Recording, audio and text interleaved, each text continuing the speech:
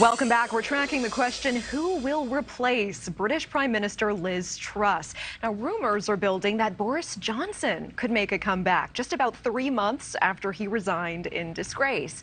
But the prospect of the former Prime Minister's return has the Conservative Party split. Among the top potential contenders, Rishi Sunak, the former finance minister who helped oust Johnson, and Penny Mordaunt, a senior minister who's the first to publicly declare her run for Prime Minister.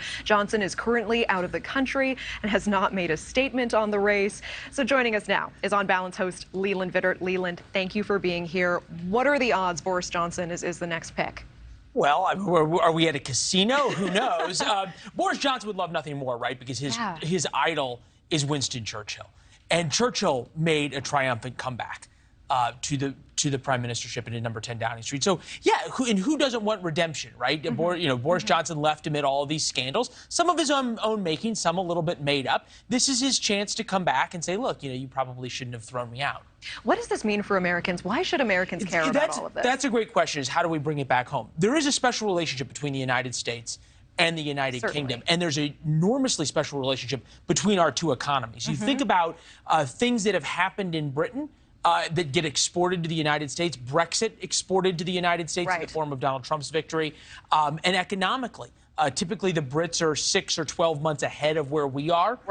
In the crisis that they are in right now, there's a lot of fear that that will then transfer across the pond to us. So if they can navigate that, and if Boris Johnson is able to come back and help them do that, all the better. Is this the moment where we all need to be investing in EFTs and trying to get in on the pound being as low as it is, Leland? If I was good at investment advice, I wouldn't be here, right? I'd be in the Caribbean with Boris Johnson trading from the island. Who has not said one way or another what he's doing. Share with us what's on the show today. What's coming up today? We've got a little bit actually about Boris Johnson's predecessor and really how she may be the highest paid public servant in human history. Wow. Yeah, it's pretty interesting. We'll tackle that. And also, we're looking at, there's going to be big protests tomorrow in Washington, D.C. A bunch of American Irani groups are coming out to support the Iranian protesters.